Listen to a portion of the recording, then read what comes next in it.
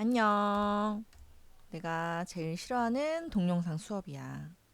나 이 동영상 수업하는 거 정말 싫어하거든. 너무 어색하고 어떻게 해야 될지도 모르겠고 내 목소리도 너무 싫고 내가 이걸 다시 내가 찍은 걸 내가 들어보면 정말 목소리가 너무 짜증나.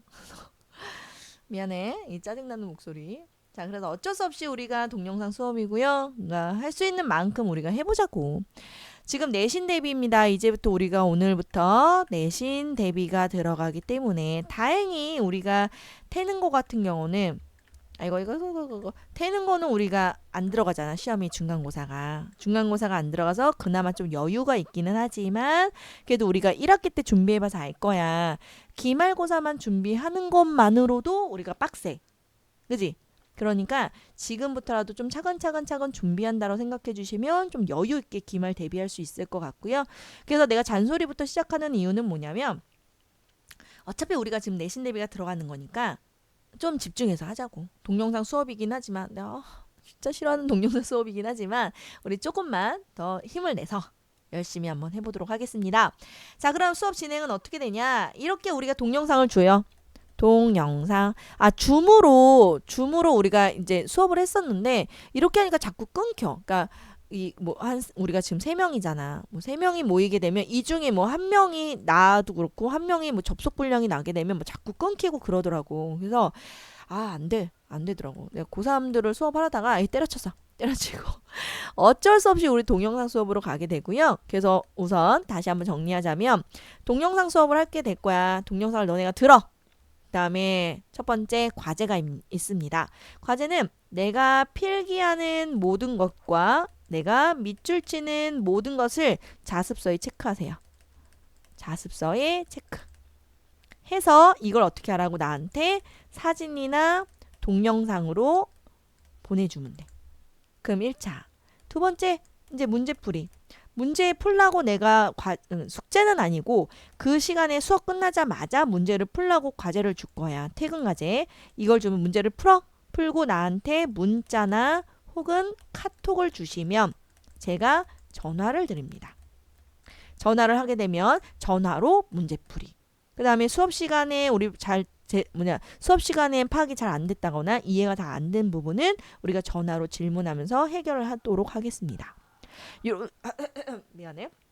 자, 이런 식으로 수업이 진행되기 때문에 나 원래 필기하는 거 별로 안 좋아하잖아. 얘들아 이거 적어라, 막 밑줄 쳐라 이런 수업 안 하잖아요. 근데 어쩔 수 없이 할 수밖에 없어. 그래서 필기랑 밑줄, 즉 내가 공부를 했다라는 걸 반드시 체크해 주시면 되겠습니다. 자, 이제 시작할게요. 자, 우리 페이지는 141쪽이요. 페이지 141쪽입니다. 지금 보혜가 황조가가 나간다고 하더라고. 근데 아마 황조가는 프린트로 나간 것 같아. 그렇지 않을까?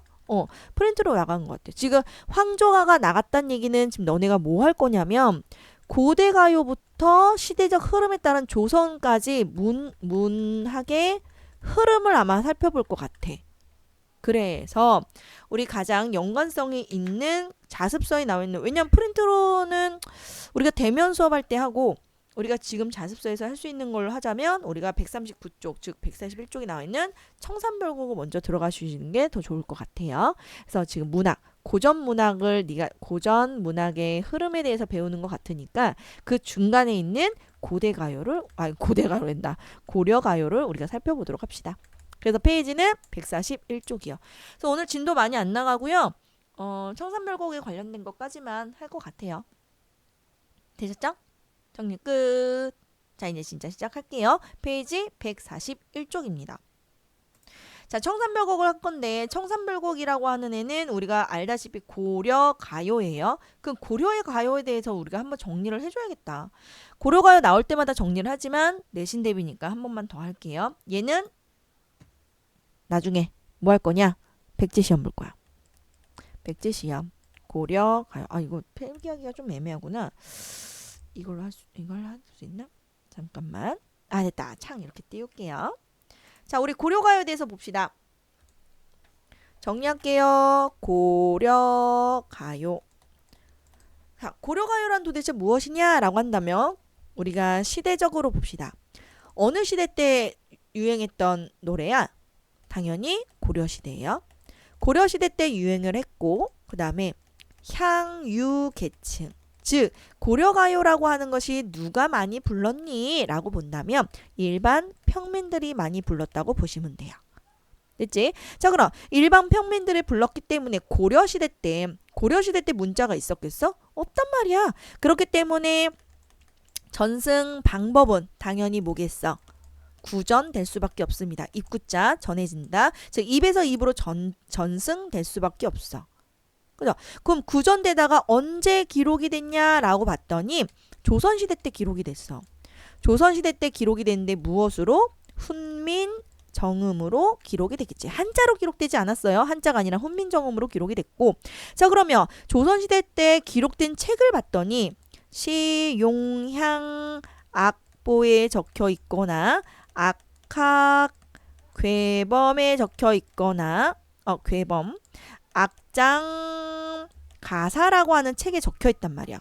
이것도 외워야 되나요? 네, 외우셔야 돼요. 왜? 내신이니까. 내신은 무조건 외우셔야 돼요. 그래서 조선시대 때 봤더니 뭐 시용학 악보, 악학괴범, 악장가사라고 하는 이 책이 적혀 있단 말이야. 그럼 이걸 통해서 우리가 알 수 있는 게 있겠다. 그러면 고려가요라고 하는 것은 이게 무슨 책? 1번 음악책, 2번 체육책, 3번 미술책. 무슨 책? 1번 쓸데없는 짓 했어. 자, 음악책이에요. 그렇기 때문에 고려가요는 무엇으로 사용되었다? 궁중 음악으로 사용되었다. 자, 궁중음악으로 사용됐다는 것은 우리가 궁중 어떤 행사가 있을 때 노래 부르면서 뭘 했다는 거잖아. 그렇기 때문에 뭐가 발달될 수밖에 없냐면 운율이 굉장히 발달될 수밖에 없다고. 괜찮죠? 그래서 우리가 구전되는 거 봤더니 구전될 때는 구전이라고 하는 걸 우리 적층문학이라고 해가지고 변형도 이루어지고 삭제가 되고 첨가가 될 수도 있고 그렇잖아요. 그렇기 때문에 구전되면서 조선시대 때 궁중음악으로 사용되기 위해서 운율감을 더해주기 위해서 후렴구가 조선시대 때 추가로 기록되었을 거야 라고 보는 견해도 있대요. 되셨지? 자, 그렇다면 우리 고려가요의 형식 외웁시다. 고려가요의 형식은 이렇게 외우라고 그랬어. 3분 후요. 고려가요는 3분 후, 3분 후, 3분 후, 3분 후로 외웁시다. 자, 3이라고 하는 건 뭔데? 고려가요 형식 첫 번째 삼음보요. 삼음보의 율격을 지니고 있습니다. 두 번째 분연체, 즉 연이 나뉘어져 있어. 우리 고려가요 그 전까지만 해도 19제 향가야. 그 전에 나와 있는 게 19제 향가거든. 그럼 19제 향가만 해도요. 한 덩어리, 즉 하나의 연으로 이루어져 있다면 이제 고려가요부터 뭐 하기 시작해? 연이 나뉘어지기 시작해요. 그럼 분연체 혹은 얘를 우리가 분절체라고도 얘기를 합니다. 되셨죠? 자, 그 다음에 뭐가 들어간다? 후렴구가 들어가 있다. 이게 바로 고려가요의 특징이라고 보시면 되겠네요. 그래서 고려가요 특징은 3분 후로 외워주시면 되겠습니다. 요거는 나중에 어떻게? 백지시험으로 보겠습니다. 지금부터 외워주세요. 네. 자, 그러면 자 본문으로 넘어올게요. 본문으로 넘어오시면 뚜둥뚜둥 고려가요에 대한 설명이 끝났기 때문에 우리 이제 페이지 141쪽 진짜 본문을 살펴볼게요. 자, 그럼 청산별곡이라고 하는 게 도대체 무슨 내용이냐? 아마 문학배책에서 배웠을 거야. 문학배책에서 배웠기 때문에 그냥 기억만 상기해 주시면 돼요. 자, 청산별곡이라고 하는 게 도대체 뭐냐? 청산별곡은 삶의 비애와 고달픈 현실에서 벗어나고자 이상형을 추구하지만 현실의 문제에 부딪혀 체념할 수밖에 없는 당시 고려인들의 삶의 애환을 다룬 고려가요이다까지 밑줄 쳐주세요. 괜찮지? 아, 고려가요 내용 이미 주제가 다 나와 있어. 뭐? 고려인들의 삶의 애환을 다룬 고려가요래요. 무슨 누가 지었는지는 몰라. 왜? 작가 미상이니까 누가 지었는지 모르겠어. 그래서 우리가 이 청산별곡이라고 하는 이 작품의 작가를 이별을 한 여인으로 보기도 하고요. 아니면 유랑 다니는 유랑민, 그지같지 유랑민으로 보기도 하고요. 혹은 지식인으로 보기도 해요. 누군지 몰라. 정확하게 모르지만 어쨌든 이런 이별을 당한 여인이라든가 고향을 잃고 떠돌아다니는 유랑민이라든가 좌절한 지식인이라든가 어쨌든 이 사람들은 다 삶의 애환을 그려내기 때문에 삶의 애환이라고 하는 퉁 뭉뚱그려져 있는 주제가 들어가 있다고 보시면 되겠고요. 갈래는 고려가요입니다. 그럼 아까 했잖아. 몇 음보? 3음보. 근데 3음보라고 하는 것은 우리 아리랑 보시면요. 아리랑 아라리 요야 오야 요. 자, 아리랑도 우리가 3음보란 말이야. 기본적으로 3음보가 끊기면 우리가 전통적인 율격이라고 보시면 될 것 같고요. 그 다음에 구전되어 오다가 한글 창제 위에 문자로 기록됐다라는 것까지 적어주시면 되겠고요. 그치? 그럼 우리 아까 설명했던 고려가요 특징 이렇게 정리해 주시면 되겠다. 됐어? 자, 이제 고려가요다. 청산불고 본문으로 들어가 볼게요. 이건 다시 앞으로 돌아와서 다시 한번 훑어볼 거고요. 본문 먼저 봅시다. 아, 청산불고 겁나 길어. 이게 단순하게 설명하면 단순한데 길게 설명하면 한없이 길어지거든요. 그래서 청산불고 우리 페이지 몇 페이지요? 142쪽이네요. 142쪽 볼게요. 자, 합시다. 청산별곡이라고 하는 작품은요. 우리 아까 했던 고려인의 애환에 대해서 그려진 작품이고요. 자, 우선 내용적인 거 먼저 할게요. 형식적인 거 나중에 하고 내용 분석 먼저 합시다. 자, 보시면요. 이 시 지금 안 읽었던 사람 있으면 한번 쭉 읽고 오세요. 동영상 잠깐 멈추고 한번 읽은 다음에 그 다음에 오시면 되겠습니다. 자, 내용 설명할게요. 자, 살얼이랐다. 청산의 살얼이랐다. 우리 어떻게 해석하느냐? 살고 싶구나 라고 해석해주는 게 가장 대표적인 해석이야. 살고 싶구나, 살고 싶구나. 청산에 살고 싶구나. 이렇게요. 머루랑 다래랑 먹고 청산에 살고 싶구나. 내가 지금 있는 현실이 너무너무 힘들어. 그렇기 때문에 현실을 벗어나서 어디에서 살고 싶대? 청산에 살고 싶대.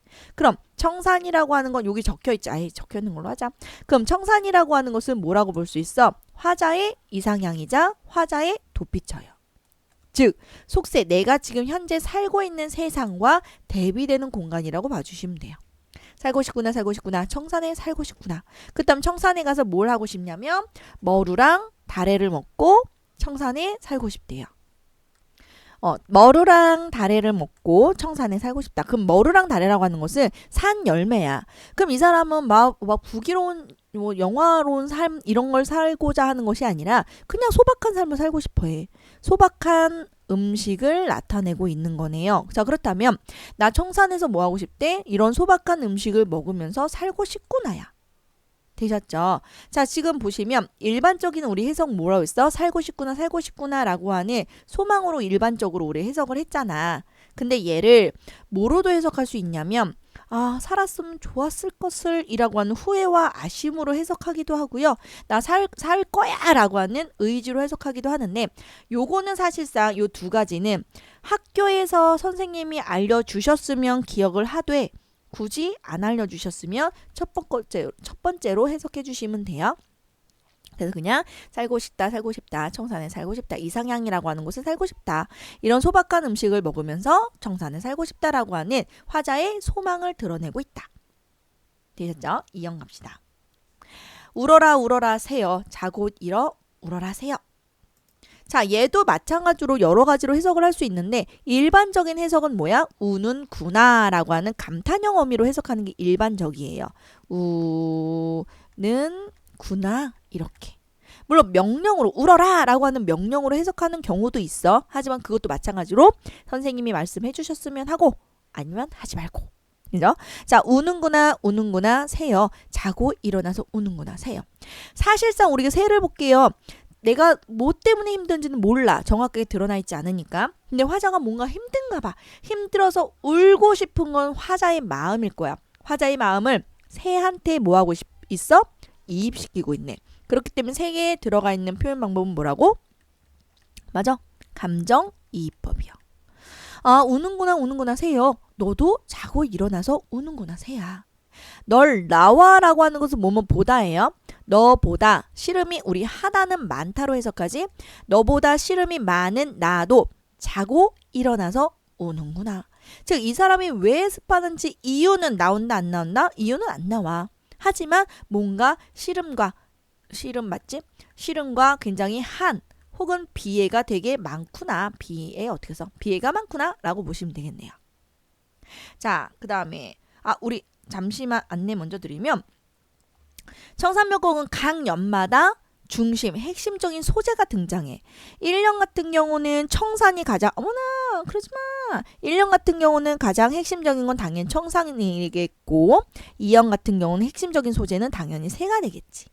그죠? 자, 그럼 3년에서는 핵심적인 소재가 뭔지 봅시다.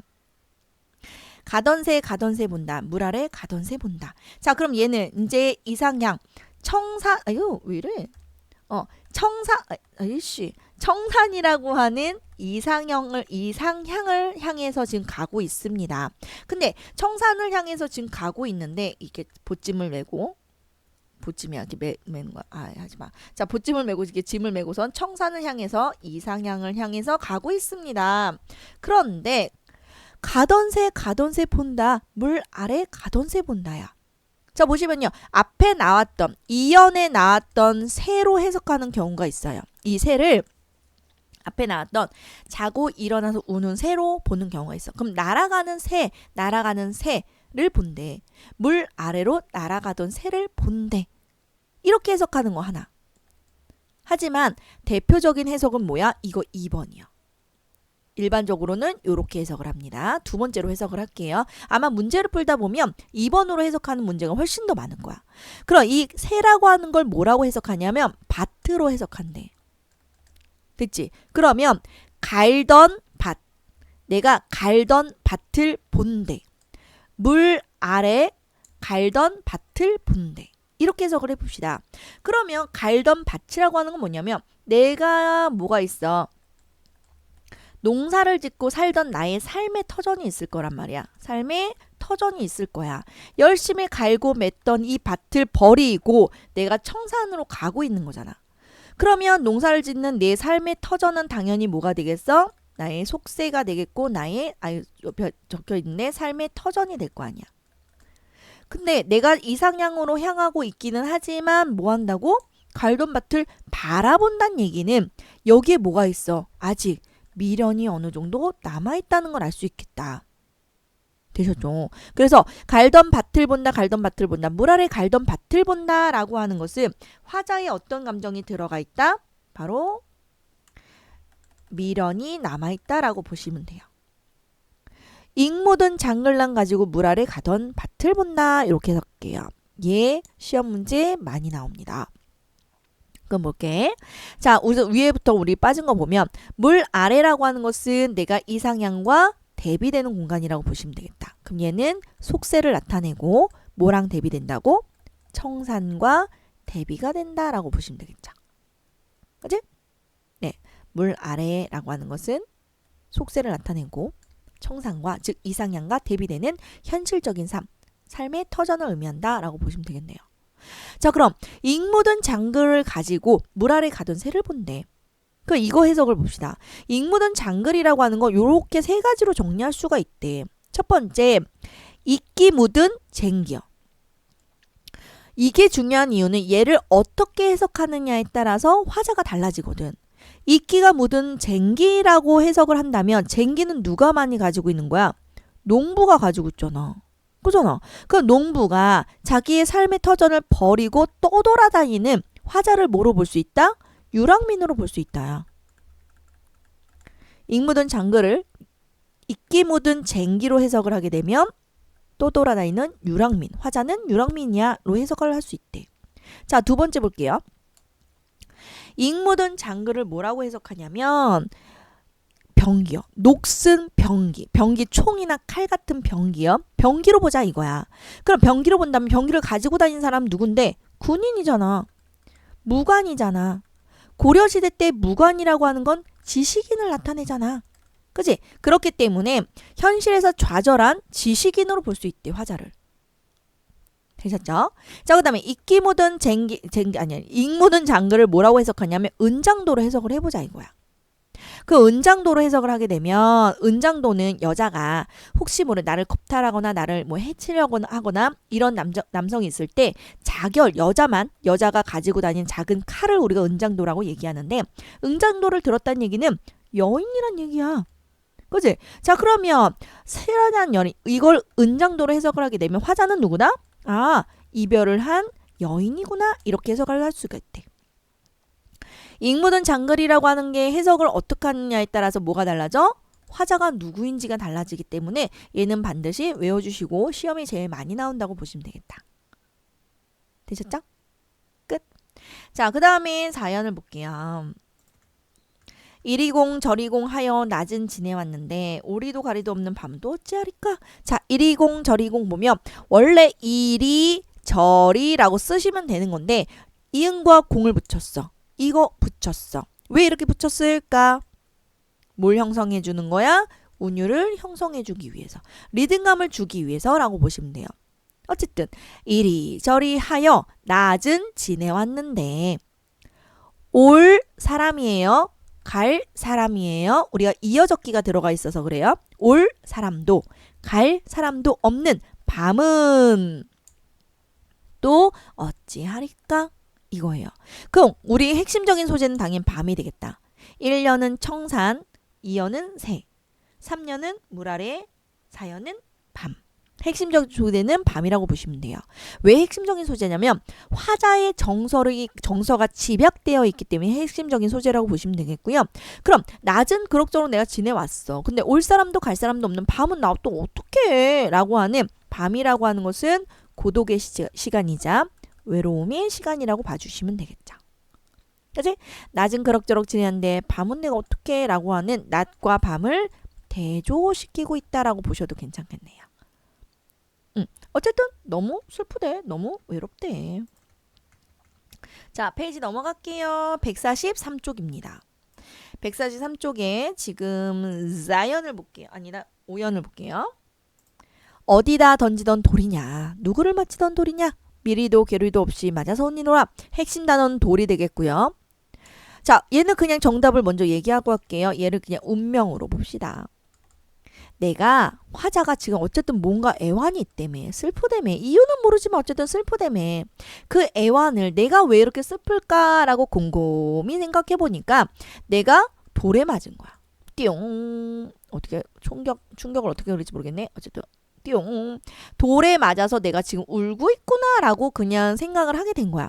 그 이 돌이라고 하는 게 뭐냐? 나에게 주어진 운명이구나. 운명을 받아들인 거야. 나는 이렇게 슬프게 살아갈 수밖에 없는 운명이구나. 근데 이 운명은 도대체 어디다 던지던 돌이냐? 누구를 맞히던 돌이냐? 누구에게 부여하려고 했던 운명이냐? 아, 나는 미워할 사람도 괴다는 우리가 사랑하다예요. 사랑할 사람도 없이 어디에 맞아서? 이 돌에, 즉 운명에 맞아서 울고 있노라예요. 결국 누구한테 주어져야 될 운명인지는 모르겠지만 이 운명이 나한테 와서 나는 지금 슬프게 살아가고 있어. 그렇기 때문에 우리가 여기서 알 수 있는 건 뭔데? 운명론적인 세계관을 가지고 있는 거네. 화자는요. 운명론적인 세계관을 가지고 있다라고 보시면 될 것 같아요. 됐지? 자, 그 다음에 자 7년을 볼게요. 똑같아. 지금 뭐랑 똑같아? 1년이랑 똑같다고 봐주시면 돼요. 사러리랐다. 이번엔 어디에 살고 싶대? 바다에 살고 싶대. 그럼 바다는 당연히 뭐가 되는데?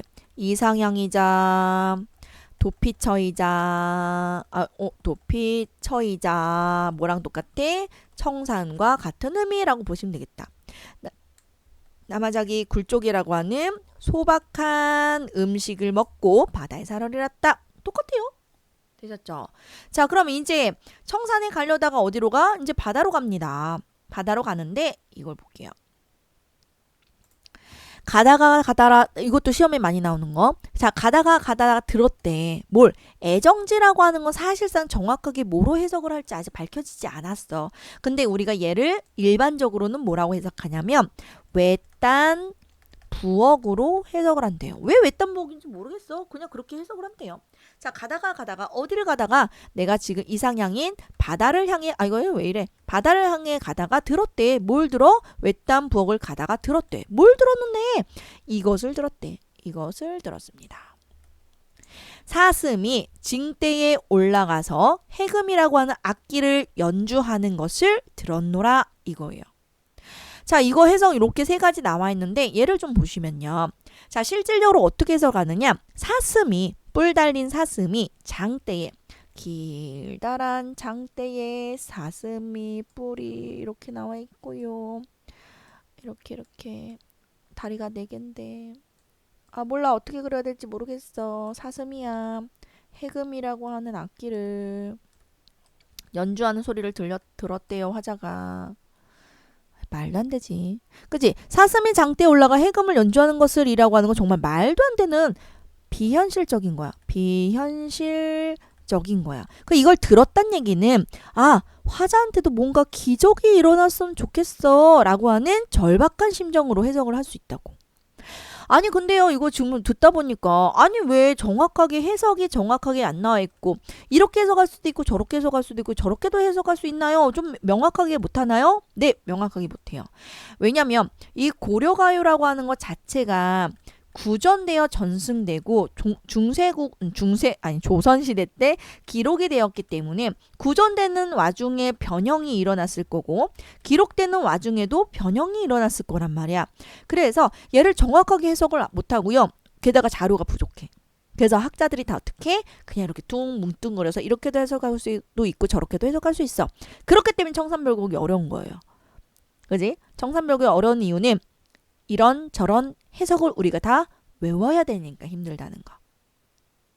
됐어? 다시 보면 사슴이 장대에 올라가 해금을 연주한다는 것은 말도 안 되는 거야. 그렇기 때문에 화자가 뭘 바란다? 기적이 일어나기를 바라는 절박한 심정이다. 지금 현실의 삶이 너무 힘들기 때문에 기적이라도 일어났으면 좋겠어 라고 바란다는 거. 첫 번째. 두 번째. 사람이가 원래 정확히 사람이 이렇게 리을로 써야 되는데 시옷으로 오기 잘못 쓴 거야. 잘못 기록한 거야. 그렇기 때문에 얘는 그냥 사람이라고 우리 해석을 하자 이거야. 사람이 음악을 연주하는 것을 들었대. 그러면 연주를 들으면서 잠시 삶의 괴로움을 잊고 싶다로 해석을 할 수 있겠대. 두 번째, 얘랑 얘는 거의 같은 거라고 보시면 돼요.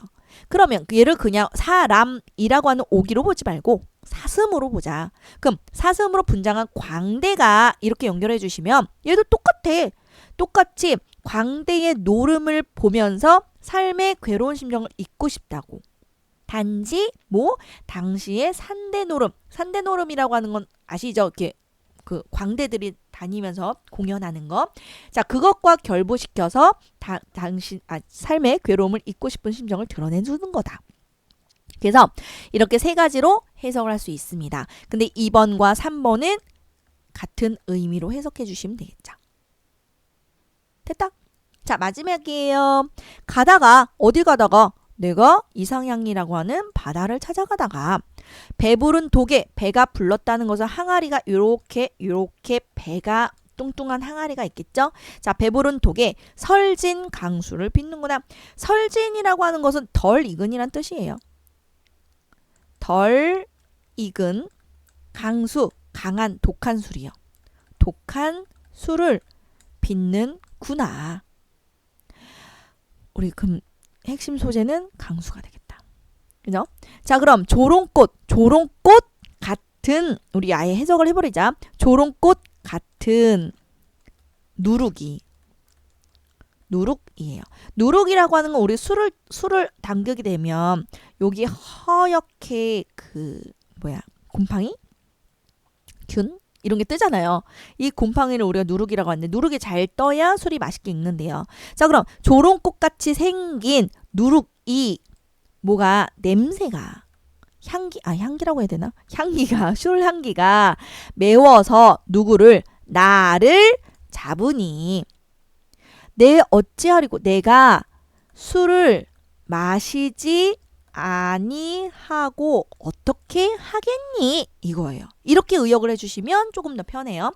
자, 내가 바다에 가다가 배부른 독에 덜 익은 독한 술을 빚는구나. 이걸 봤어, 내가 가다가.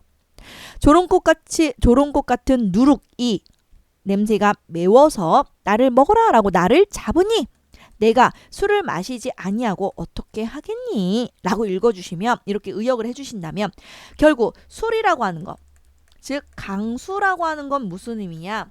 화자에게 잠시 고통이라든가 시련을 잊게 해주는, 일시적이 들어가야 돼요. 일시적인 해소의 역할을 해준다 라고 보시면 되겠죠.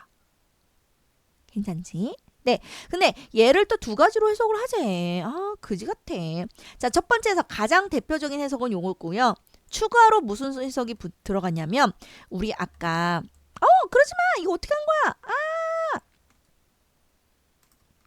미안해. 어떻게 하는지 모르겠어. 네. 자, 얘를 어떻게 해석을 하냐면, 이게 일반적인 해석이고요. 얘가 문제를 풀다 보면 거의 대부분 이걸로 문제가 나올 거예요. 자, 근데 추가적으로 뭐라고도 해석을 하게 되냐면, 우리 아까 익 묻은 장글을 우리가 은장도로 해석을 해보자. 그럼 화자가 여인이라며. 이별을 한 여인이라며. 그럼 자기 사랑하는 님을 누구한테 뺏긴 거야? 술. 조롱꽃 같은 누룩이 매워서 누구를 잡으니? 임을 붙잡으니. 이별한 것을 내가 어떻게 하겠느냐? 이렇게요. 그래서 술에게 임을 빼앗긴 화자로도 볼 수 있다는데 거의 대부분은 1번으로 해석이 나옵니다. 되셨죠? 내용 정리는 이걸로 끝. 자, 그럼 구성을 봅시다. 구성도 문제 많이 나오거든. 자, 우리 지금 외우고 있는지 봅시다. 고려가요의 특징 뭐라고? 3분 후요.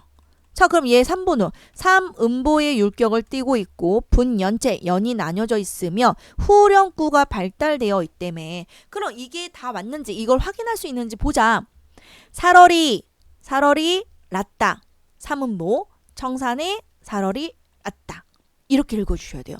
아니 왜 한 줄을 6번에 끝났으면 6음보지 왜 3음보예요? 몰라, 이렇게 하래. 그러니까 우리 이렇게 끊어줍시다. 머루랑 다래랑 먹고 3음보, 청산에 살얼이 났다 3음보. 이렇게 해석을 해주래요. 그래 알았어. 자, 그럼 우리 3음보 해결됐네요. 그지? 그 다음에 1년, 2년 사이에 뭐가 있어? 뭐냐? 이거 여백. 아니 뭐라 그래. 어쨌든 엔터를 한 번 더 치잖아요. 그렇기 때문에 연과 연이 나뉘어져 있는 총 8년으로 이루어져 있는 분연체 내 확인됐네요. 그 다음에 매 연마다 뭐가 있어? 얄리얄리 얄라셩 얄라리 얄라라고 하는 후렴구가 붙어 있잖아. 오케이. 그 후렴구까지 확인 끝. 자, 그럼 후렴구 역할 우리 외워주셔야겠네요. 후렴구는요. 첫 번째, 고려가요의 형식적 특성을 드러낸다. 그죠? 아까 했으니까 패스. 자, 그 다음 여기에 많이 쓰인 걸 찾아봤더니 리을이 많이 쓰였고요. 이제 그 다음에 이응도 쓰였고요. 됐다. 즉 리을과 이응이라고 하는 음을 통해 어떤 느낌? 밝고 경쾌한 느낌을 준다고요. 자, 그럼 밝고 경쾌한 느낌을 준다는 것은 화자의 정서랑 일치하니? 아니요. 자, 그렇다면 주제랑 후렴구는 내용상으로 연결이 되니? 아니요. 반대되지. 오히려 화자의 정서랑 주제는 비애고 슬픔이란 말이야. 그런데 후렴구는 특별하게 너무 신나. 너무 밝고 경쾌한 느낌을 줘. 그렇기 때문에 전체적인 주제랑 혹은 화자의 정서랑은 대조된다라고 보시면 돼요. 반대된다. 아이 진짜 그지같이. 그죠? 대조된다라고 보시면 되겠습니다. 전혀 내용상 관련이 없다라고 보시면 되겠고요. 자, 세 번째 후렴구의 특징하고 있어요. 후렴구의 특징 세 번째는 특정 시구를 반복하여. 특정 시구를 반복한다는 건 후렴구가 계속 반복된다는 얘기야. 각 연마다 후렴구가 반복하여 당연히 운율 형성 들어갈 수밖에 없어. 시에서 반복은 무조건 운율 형성이니까. 게다가 아까 얄리얄레 얄라셩이라고 하는 부드러운 느낌, 즉 우리 얘를요 울림소리라고 하지. 울림소리를 사용하고 있다. 그치? 리을은 유음이고 이응은 비음이니까 합쳐서 우리 울림소리라고 해도 상관없잖아. 울림소리를 사용하여 노래의 흥을 돋구고 있다. 맞네요. 각 연. 그렇다면 후렴구의 역할이 또 뭐가 있냐? 각 연을 분절한대. 분절이라고 하는 건 나눠준다는 의미야. 1년 뒤에 붙어 있고 2년 뒤에 붙어 있고 즉 후렴구만 찾아보면 아 연이 여기서 나눠지는구나 라고 하는 연을 나눠주는 기능을 하고 그 다음에 각 연마다 매년 등장하기 때문에 구조적인 통일성과 전체적인 안정감을 준다. 오, 다 했어. 되셨죠? 후렴구 역할까지 외워주시면 되겠네요. 되셨죠? 자, 그럼 설명 안 한 거 첫 번째 줄 사러리 사러리였다 정산 사러리였다. 얘 우리 문학비 책에서 했을 거예요. A, B, A 구조요. 그지? 자, A, B, A 구조라고 하는 것은 우리가 일반적으로 B만 좀 다르고요. 우리 민요적 율격에서 굉장히 많이 나오는 형식이라고 보시면 돼요. 그지? 가시렵니까? 버리고 가시렵니까? 그죠? 자, 그럼 A, B, A 구조. 되셨네요? 그래서 A, B, A 구조 있고 그 다음에 우리가 사문보로 나눴을 때 글자 수의 율격을 우리가 음수율이라고 부르잖아. 음수율은 3, 2조. 3, 2조라고 보시면 되겠네요. 되셨죠? 그럼 형식적인 것도 되셨고요. 자, 그럼 얘를 좀 전체적으로 볼게요. 얘를 좀 한 페이지에 볼 수 있으면 좋은데 한 페이지에 못 볼 거야 아마. 그지? 이게 아마 한 페이지에 못 볼 거예요. 자, 보시면 좀 작지만 1년, 2년, 3년, 4년 이렇게 되어 있지. 자, 1년의 시작이 사월이랐다 청산의 사월이랐다야. 이렇게 보는 거 하나. 다음 페이지 우리 143쪽을 보시면 얘를 보면 얘가 지금 5, 6, 7, 8년이야. 근데 우리가 얘를 두 개를 순서를 바꿔보자 이거야. 이렇게 순서를 바꿀게요. 그러면 우리 1년도요. 사월이랐다 청산의 사월이랐다 하면서 이야기가 쭉 진행되고 얘도 만약에 순서를 바꾼다면 5년이 이게 6년이 되겠지. 그럼 사월이었다 바다의 사월이었다라는 식으로 쭉 5년부터 이게 쭉 연결이 될 거란 말이야. 이렇게 되면 완벽하게 청산을 중심으로 한 4개 연, 그 다음에 바다를 중심으로 한 4개 연. 이런 식으로 이루어져 있기 때문에 정확하게 뭐 된다고? 정확한 대칭 구조를 이루게 된다고요. 아마도 우리 문학에서는 대칭 구조를 되게 좋아한단 말이야. 대칭 구조를 좋아하기 때문에 아마도 이제 6연이랑 5연이랑 원래 원문에서도 바뀌어져 있었을 거야. 근데 구전되거나 기록하는 과정에서 아마 얘네 순서가 좀 바뀌지 않았을까? 라고 보게 되겠죠. 대칭 구조가 훨씬 더 안정적이니까. 되셨네요? 전체 구조는 이렇게만 살펴주시면 될 것 같아요. 내용, 구조까지 살펴봤습니다. 자, 그럼 정리할게요. 정리. 앞으로 넘어봅시다. 141쪽이요. 지겨우면 잠깐 끊고 잠깐 쉬어도 된다, 얘들아. 그지? 잠깐 쉬어도 돼요. 굳이 뭐. 그죠? 자, 정리합시다. 갈래는 뭐라고? 고려가요요. 네, 맞습니다. 고려가요 특징 정리했으니까 넘어갈게요. 성격 볼게요. 성격이 뭐라고요? 현실 도피적이야. 이건 말 안 해도 돼. 어디로 가려고 하는데? 청산과 바다로 가고 싶어해요. 뭐랑 대비되는데? 물 아래라고 하는, 즉 새를 우리가 밭으로 해석할 경우 했을 때 물 아래라고 하는 속새랑 대조되고요. 애상적, 당연하지. 슬픔을 가지고 있기 때문에 애상적이고요. 그 다음에 체념적은 어디나 돌 맞아 우는구나 라고 하는 운명론적 세계관을 통해서 체념적이다 라고 보시면 되겠죠. 자, 전체적인 주제는 뭐다? 삶의 고뇌와 비애에서 벗어나고 싶은 욕구다. 왜? 화자가 정확하게 드러나 있지 않기 때문에 뭉뚱그려서 이렇게 해석해 주시면 되겠습니다. 됐네요. 끝. 자, 그러면 우리 뒤로 넘어가 보시면 145쪽에 나와 있는 부분이 있어요. 여기 보면 우리 다음 시간에 백지 시험을 볼 거. 어디 갔어? 여기 있다. 우리 백지 시험을 볼 거. 요거 다 무조건 외워주세요. 145쪽입니다. 145쪽에 나와 있는 본문 핵심 정리해서 나와 있는 부분 있지? 요거 무조건 다 외워주세요. 다 시험에 나오는 것들. 무조건 외워주시면 되겠습니다.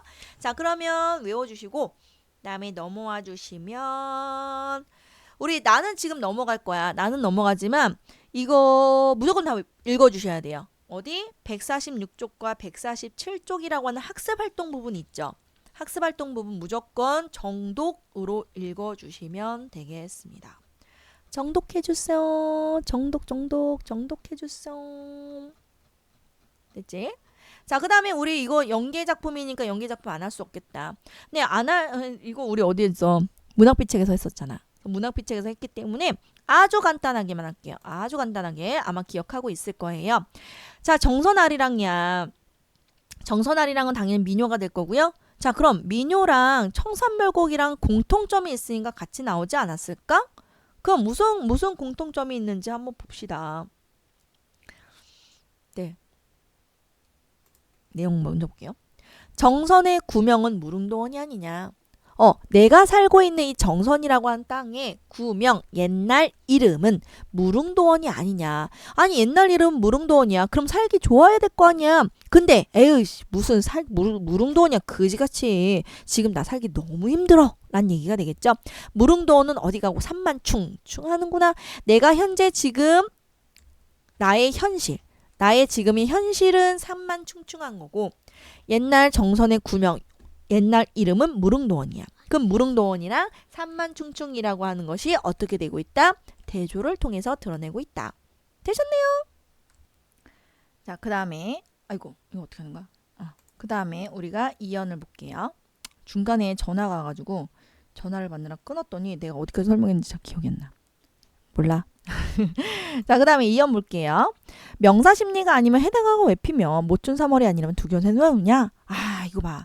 화자는 뭔지 모르고 우리가 이유는 몰라. 이유는 모르지만 어쨌든 굉장히 슬퍼하고 있어. 애상적이고 굉장히 한이 많고 비애를 가지고 있는 화자란 말이야. 그런데 나와는 대조적으로 해당화가 너무 예쁘게 피어 있어. 그러니 야, 명사심리도 아닌데 해당화는 왜 피어 있는 거야? 해당하는 명사심리에 가장 유명한 거니까 명사심리가 아닌 이 정선이라고 하는 곳에 해당하는 왜 쓸데없이 피어 있는 거야? 이런 느낌이라고 보셨죠? 그래서 화자의 애상감을 돋구는 당연히 무슨 존재? 객관적 상관물이요. 객관적 상관물로 봐주시면 되겠고요. 그치? 도대체 명사심리가 아니라면 해당은 왜 피어 있는 거야? 그리고 나의 애상감을, 나의 슬픔을 더욱더 도드라지게 하는 애견새. 얘는 대조 아니에요. 대응되는 거야. 화자의 감정과 대응되는 두견새, 나의 한을 더욱더 돋구는 두견새는 못준 3월도 아닌데 왜 도대체 왜 우는 거야. 해당화랑 두견새 때문에 어떻다고? 화자의 애상 혹은 한 혹은 비애감이 더 강조된다고요. 그렇기 때문에 해당화는 화자의 정서랑 대조되는 객관적 상관물, 두견새는 화자의 정서와 대응되는 객관적 상관물로 보시면 되겠다. 됐지? 자, 그 다음에 3년이요. 우리 얘는 화자를 어느 정도 우리가 유추해 볼 수 있잖아. 사랑을 하고 있는 여인인 거예요. 자, 우리 뒤에 여기 나와 있지만 강을 사이에 두고 열왕리에 있는 처녀와 유천리에 있는 총각이 서로 사랑을 했대. 근데 두 사람이 동백을 따러 쌀이골에 가서 약속했단 말이야. 근데 이른 아침에 왔더니 어머, 강물이 너무 불어있어. 나룻배 못 뛰어. 그렇기 때문에 우리가 어떡해. 나 쌀이골로 넘어가서 동백 따가지고 그 핑계 대고 사랑을 나눠야 되는데 결국 만나지 못하게 된 처녀 총각이 강 양편에 서로를 보며 안타까워했다는 이야기가 전해지는데 거기에 대한 내용이라고 보시면 돼요. 아우라지 뱃사공아 배 좀 제발 건네달라는 것은 내가 뭘 하기 위한 임이라고 써야 되는데 임을 만나기 위해 배를 건네다오. 우리 쌀이꽃을 만나기로 했단 말이야. 나 동백꽃을 따기로 동백꽃 따는 거 이걸 핑계대고 우리 만나기로 했단 말이야. 근데 이거 다 떨어지면 나 어떻게 돼? 만날 수 없단 말이야. 라고 하는 굉장히 사랑에 대한 애절한 마음이 전해지고 있다라고 보시면 되겠죠. 끝. 자, 그러면 이게 왜 공통점이 나와 있을까? 공통점이 뭐가 있어? 공통점이 있으니까 같이 나왔겠죠. 작품 개감 먼저 보시면 갈래는 민요가 될 거고요. 그지? 그다음에 성격은 당연히 서정적, 자신의 감정에 대해서 노래하고 있기 때문에 서정적이고요. 애상적이라고 하는 건 슬프랬자 애상적 됐어. 주제는 당연히 삶의 애환이에요. 됐지? 자, 그럼 특징을 먼저 보시면요. 정선의 지역적 특성, 어디에? 산만충충하네 라고 하는 부분, 지역민의 삶의 모습, 뭐 동백꽃을 따온다든가 그런 것들 정서를 담고 있고요. 자, 구조상 완결된 게 아니야. 우리 문학비책에서도 설명했지만 내가 노래를 불렀어. 하나를 불렀으면 다음 사람이 이어받아서 부르고 또 다음 사람이 불러서 이어서 부르고, 그렇기 때문에 추가적으로 내가 내용을 더 덧붙여서 할 수 있다고. 괜찮아요? 덧붙여서 부를 수 있기 때문에 구조상 완결된 것이 아니라 계속 이어서 부를 수 있는 열린 구조를 취하고 있다라고 보시면 되겠네요. 자, 그러면 우리 보시면요. 또 전화 왔어. 미안해. 자꾸 문의가 들어와. 그럼 이제 우리 아까 했던 청산별곡이랑 얘랑 비교해보자. 그럼 공통점이 있으니까 같이 묶어놨을 거 아니야? 그럼 누가 만들어서 둘 다? 우리 고려가요 청산별곡이라고 하는 거랑 그 다음에 우리 정선 아리랑이요. 자, 아리랑을 봤더니 비교해봅시다. 누가 불렀어? 민중. 고려가요나 우리 얘가 뭐였지? 민요. 이런 애들은 당연히 민중이 불렀대. 그 다음에 어떻게 전승됐어? 둘 다 구전돼서 전승되네. 구전되어 전승되기 때문에 우리 이런 걸 적층문학이라고 부르잖아요. 중간중간 뭐가 가능하다? 변형이 가능하다고. 그쵸? 이렇게 공통점. 자, 주로 어떤 내용을 갖고 있어? 민중의 생활감정과 의식, 즉 삶의 애환이 주된 내용이다. 그럼 작품 전체가 어떻게 구성되는데 연이 나눠져 있잖아. 근데 이 연을 나누는 기준이 뭐였어?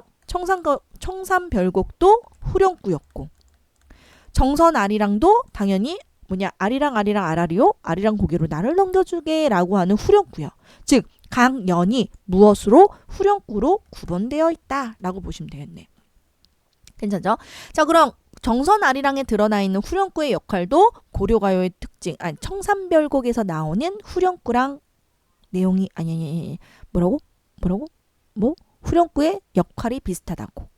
연을 나눠주기도 하고 은유를 형성해주기도 하고 리듬감을 형성해주고, 그쵸? 형식적인 안정감을 주기도 하고 통일성을 부여해주고 하고, 그쵸? 똑같다라고 보시면 될 것 같고요.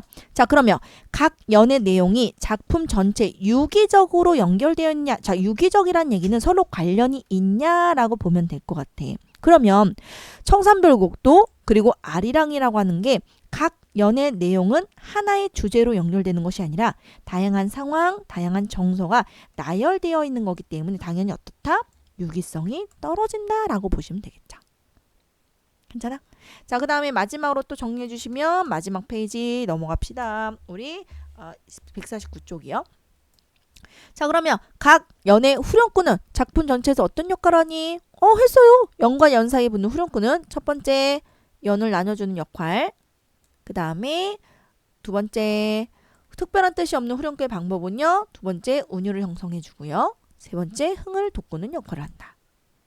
형식적인 안정감이나 이런 것도 같이 넣어주시면 되겠죠. 형식적인 안정감, 통일성 이런 거 넣어주시면 되겠다. 됐다. 끝. 나머지는 확인해 주시면 되겠습니다. 자, 그럼 넘겨주시면 우리 150쪽이 나와요. 150쪽까지만 하고 오늘 마무리할게요. 자, 150쪽 넘어가 주세요. 짜잔. 자, 우리 무슨 시냐면 박목월의 산이 날 에워싸고를 봅시다. 산이 날 에워싸고, 우리 산이라고 하는 건 우리가 자연을 나타내겠지? 자, 여기 쓰인 표현 방법 당연히 대유법이 들어갈 거야. 왜? 내가 표현하고자 하는 자연이라고 하는 개념의 가장 대표적인 속성, 산, 강, 바다 이런 식으로 이루어져 있기 때문에. 자, 그래서 산을 대신 비유하여 자연을 나타내고 있기 때문에 대유법이 쓰였다고 먼저 보시면 되겠고요. 자, 갑시다. 산이 나를 에워싸고 씨나 뿌리며 살라 한다. 밭이나 갈며 살라고 한다. 자, 그렇다면 다른 거 속세에 나가서 다른 거 이름을 떨치거나 이런 거 하지 마. 성공하거나 이런 거 하지 마. 그냥 씨나 뿌리며 살아라. 혹은 밭이나 갈며 살아라. 즉 어떻게 살아라? 소박하게 살아가라. 소박하게 살아가라. 욕심 없이 살아가라. 자연 속에서 살아가라 라고 얘기를 한대. 자, 그러면 얘가 보시면요. 사안이 나한테 이렇게 말하는 식으로 어떻게 써? 의인화 시켜주고 있잖아. 산을 의인화 시켜주고 있는 건데 사실상 봐봐. 산이 실질적으로 나한테 이렇게 얘기하겠니? 아니란 말이야. 화자가 뭐 하고 싶은 거야? 화자가 산에서 살고 싶은 소망이야. 화자가 산에서, 즉 자연에서 살고 싶은 욕망이야. 이것을 어떻게 표현한 거야? 산이 나한테 말을 하고 있어. 이런 식으로 표현하고 있는 거지. 그렇기 때문에 어떻게 표현하고 있어? 주객 전도적인 표현이라고 보시면 돼요. 사실상 자기가 살고 싶은 건데 그걸 어떻게? 산이 나한테 시키는 것처럼 표현을 했기 때문에 주객 전도적인 표현이라고 보시면 될 것 같아요. 됐다. 어느 짧은 산자락에 집을 모아 아들, 딸 낳고 흙담 안팎에 호박 심고 그냥 뜰레꽃처럼 살래. 쑥대밭처럼 살래. 산이 날 에워싸고 금음딸처럼 사위어지는 목숨. 금음딸처럼 살아라 한대. 금음딸처럼 살아라 한대. 자, 같은 말을 계속 반복하고 있기 때문에 무슨 표현 방법? 반복법이 들어갈 거고요. 뭐뭐처럼 뭐뭐처럼이 들어갔기 때문에 지규법이 들어갈 거고요. 얘도 마찬가지고요. 지금 표현 방법 위주로 보고 있습니다. 자, 그러면 산이 나한테 뭐처럼 살라고 하냐면 뜰레꽃, 쑥대밭, 금은밥처럼 살래. 즉 자연의 일부분인 것처럼 살아라 라고 하는 거니까 이런 애들은 다 뭘 의미해? 자연과 동화된 모습이요.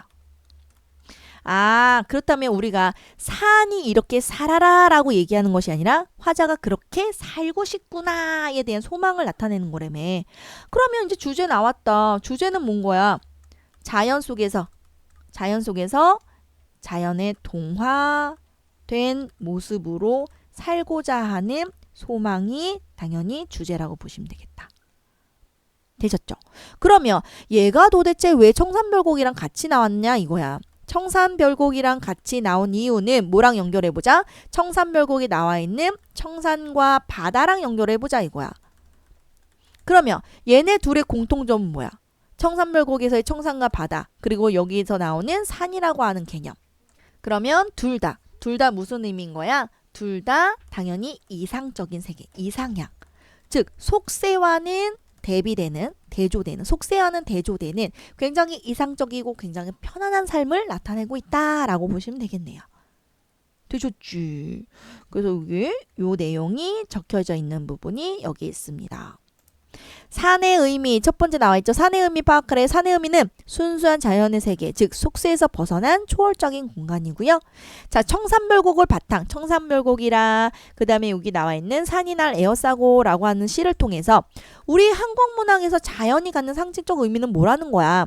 거의 대부분 현실 세계랑 대비되고 편안함을 주는 공간, 그리고 순수하고 이상적인 공간, 그리고 속세에서 벗어나는 초월적인 공간 등으로 상징된다. 까지 해주시면 오늘 진도는 끝이라고 보시면 돼요. 자, 그럼 이제 퇴근 과제들입니다. 숙제 아니야. 퇴근 과제야. 집에 있지만 퇴근을 하기 위해서는 요거를 해주셔야 됩니다. 무엇을 해주시냐. 페이지 한번 읽어보셔야 돼요. 페이지 자습서예요. 자습서 페이지 139쪽부터 쭉쭉쭉쭉 한번 정독으로 읽어주시고 정리 한번 해주셔야 돼요. 그냥 훅 보고 훅 하고 그럼 안 돼. 정독해주시고 페이지 154쪽까지야. 그리고 평가 문제집 페이지 90쪽부터 쭉쭉쭉쭉 얼마 안 돼요. 쭉쭉쭉쭉 넘겨주시면 어딨냐? 얼마 안 돼요. 98쪽까지네요. 여기까지. 자, 퇴근 과제입니다. 자습서랑 평가 문제집 요거 지금 풀어주시고요. 수업 끝나자마자 풀어야 돼. 풀어주시고요. 다 푼 사람은 저한테 문자나 카톡을 보내주시면 확인하는 순서대로 제가 전화를 드립니다. 그럼 전화를 가지고 2차 수업 2차 수업을 하게 되고요. 이 수업은 그냥 문제풀이나 질문 받아주는 용도로 사용하게 될 것입니다. 되셨죠? 화이팅! 문제 풀어주세요. 안녕!